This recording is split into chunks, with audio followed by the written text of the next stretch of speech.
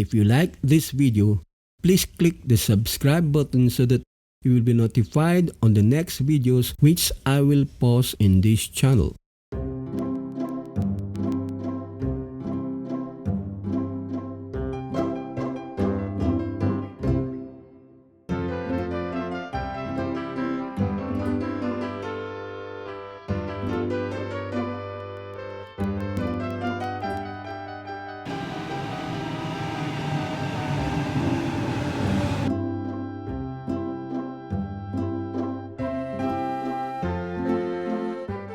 This time we are going down under to Sydney in Australia. In this video, I will show you how to go to the Sydney Central Station from the city of Melbourne. We spent the first part of our visit to Australia in the city of Melbourne, which is the capital city of the Australian state of Victoria. But we also want to see the city of Sydney, which is the state capital of New South Wales. To make it easier for us, we booked a hotel which is a walking distance from the Sydney Central Station. Using Google Maps, we found out beforehand that it takes only 7 minutes to walk to our hotel from the Sydney Central Station.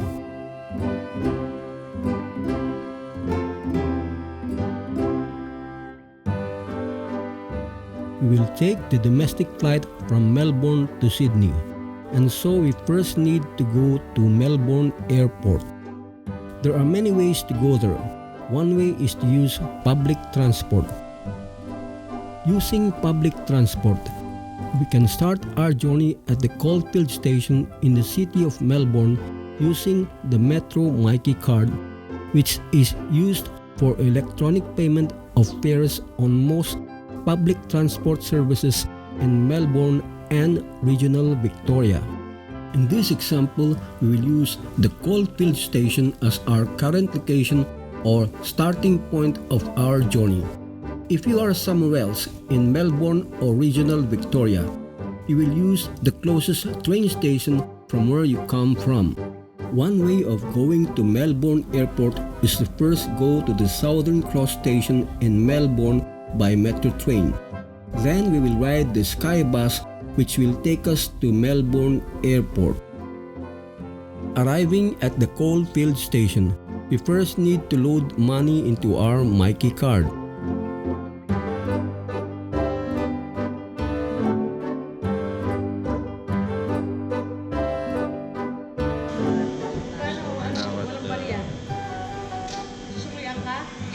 No change given. Ano lang The kasi? Myki 10, 20, and card 50. reloader.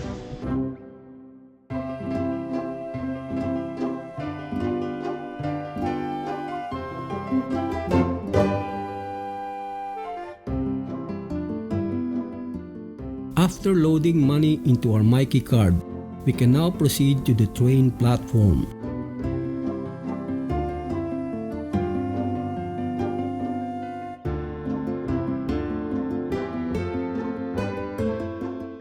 Myki card can be bought at the train stations. If you have any problem with your Myki card, you may refer it to the customer service center who will fix the problem for you. Before going to the train platform, you will have to find out the details of your train journey. This is because each train platform here is used by different trains going in different directions. If you ride on the wrong train, you may not reach your destination. We can find out the details of our train journey to the Southern Cross Station in Melbourne by using a mobile app called Public Transport Victoria, which is available on Android and iPhone.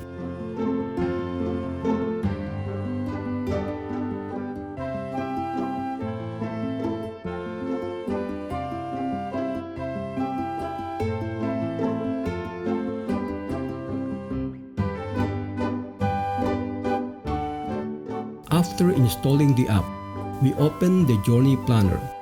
Our current location in this example is the Caulfield Station.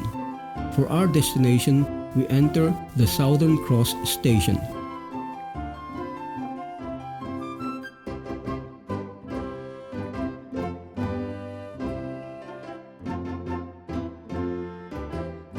When we click Done, we will see a list of possible train routes.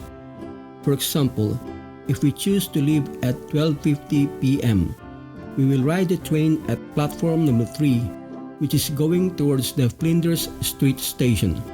We can also see all the train stations which the train will pass through.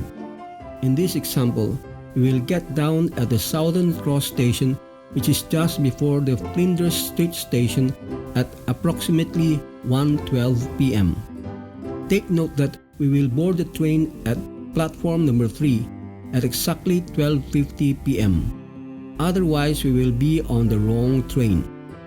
We enter the train platform using our Myki card.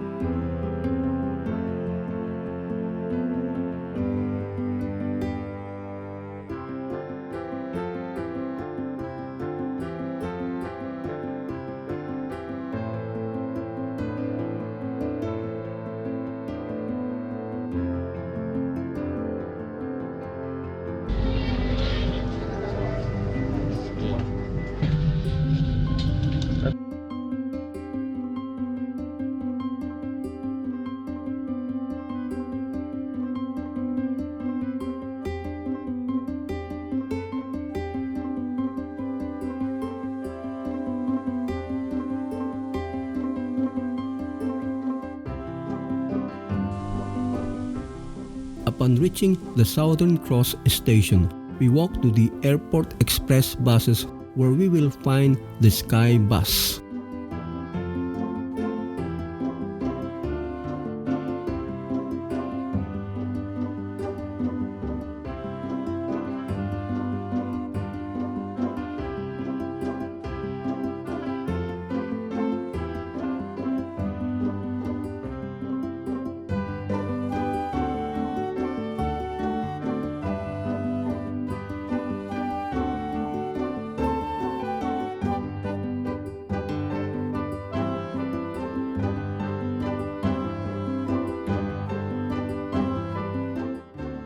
The SkyBus also goes to Melbourne Airport from the Southern Cross station.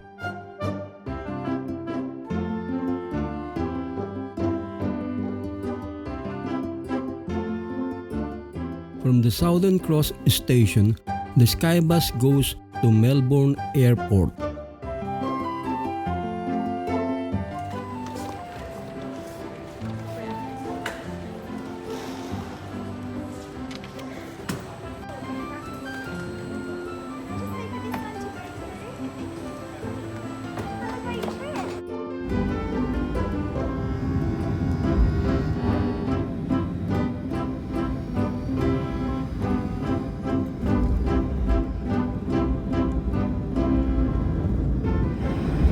Good afternoon, ladies and gentlemen. Welcome to Sydney, with the local time is just approaching 5 minutes to 1.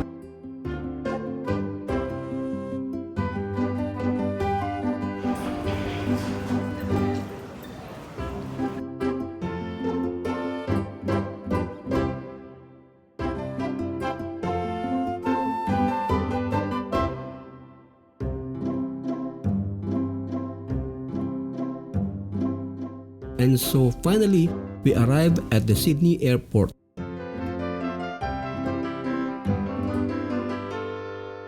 After getting our baggage at the baggage carousel, we proceed to ride the train by following the train signboard wherever it goes.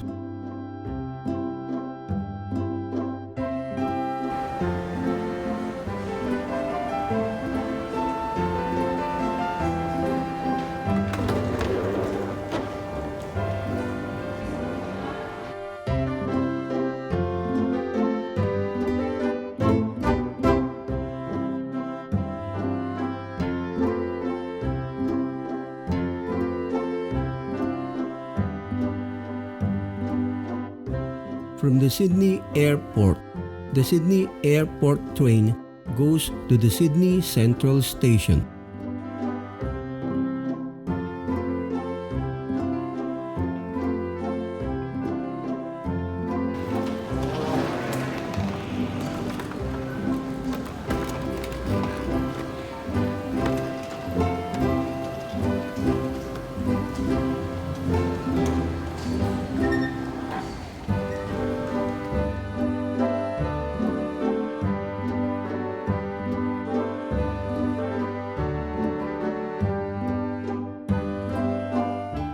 At this point, we will buy our Opal train ticket cards. We may buy the Opal cards at the manned ticket counter. But if we want to avoid the long queue, we may use the ticket vending machines. If we are only going to use the train once, we may buy single trip tickets. To buy the single trip tickets using the vending machine, first click Buy a single trip ticket. Since we are going to the Sydney Central Station, we enter Central. Then we click Central. Then we click the plus symbol up to 2 times for the 2 tickets, which is the maximum for each transaction. Then we click Pay Now and then click Cash. After that, we insert our money at the notes or coins slot.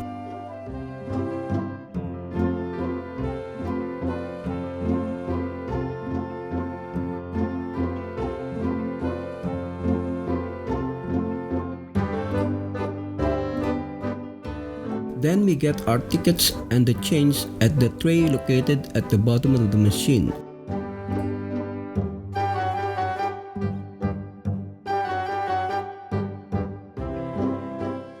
Then we click Done and we may start all over again if we want to buy more tickets.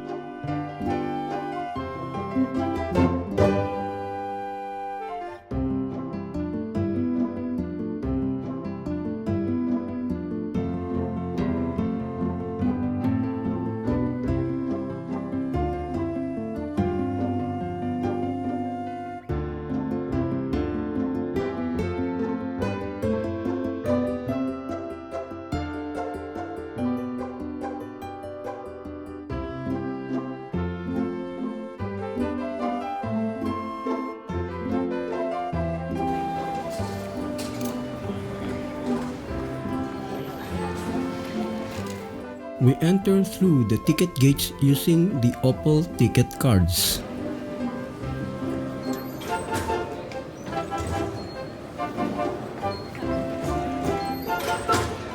After passing through the ticket gates, we will find the way going to 2 train platforms. We are actually at the domestic terminal of the Sydney Airport. Platform number 2 is going to the international terminal and platform number 1 is going to the Central Station. Since we are going to the Sydney Central Station, we proceed to platform number 1, which is going to the Central Station.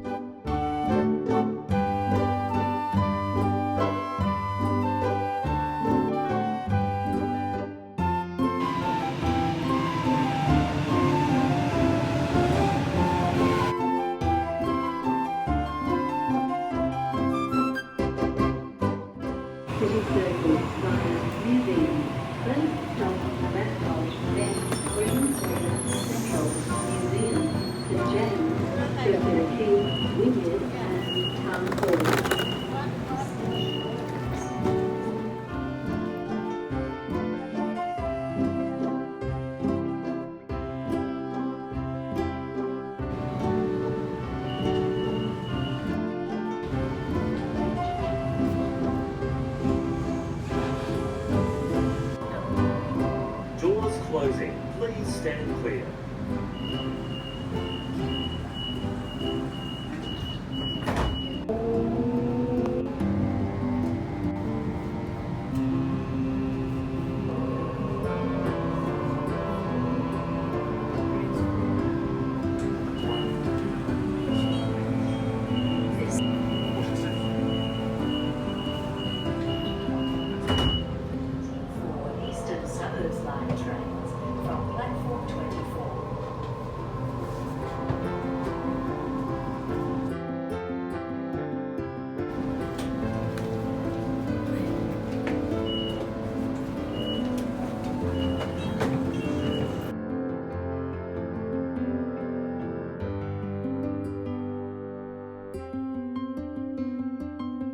When we arrive at the Central Station, we may go down the train concourse either using the stairs or the elevator, which is located at the end of the train platform if you have a lot of baggage to carry.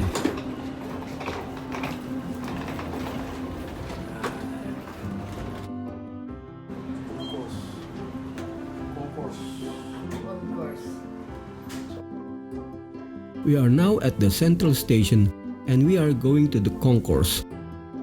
We look for the exit to Eddy Avenue.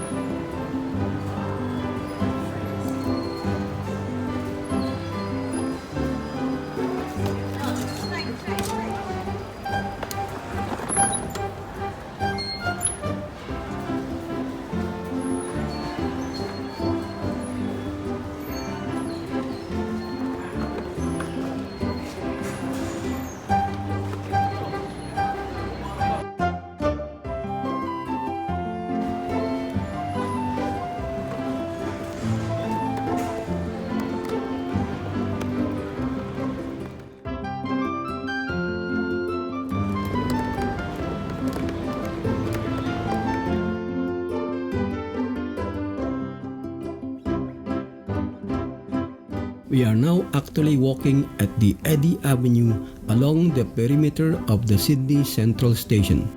As you can see, there is a lot of construction going on. This is for the new world-class Sydney Metro. Now opened since 2019, Sydney Metro is a fully automated rapid transit system located in Sydney, New South Wales, Australia. Sydney was the first Australian city to have a fully automated metro system. The underground metro platforms, which will transform the way people commute with a train every 4 minutes in the peak, includes platform screen doors, lift access at all stations, and fully air-conditioned.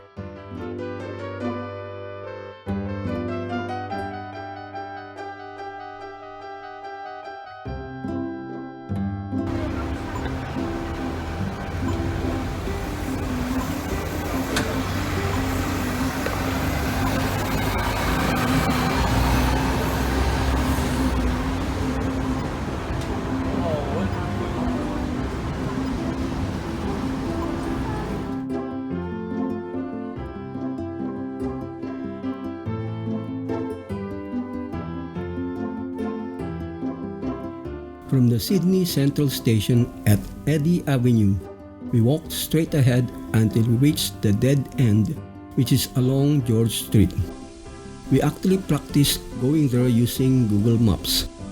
We finally arrived at our hotel along George Street near the Sydney Central Station.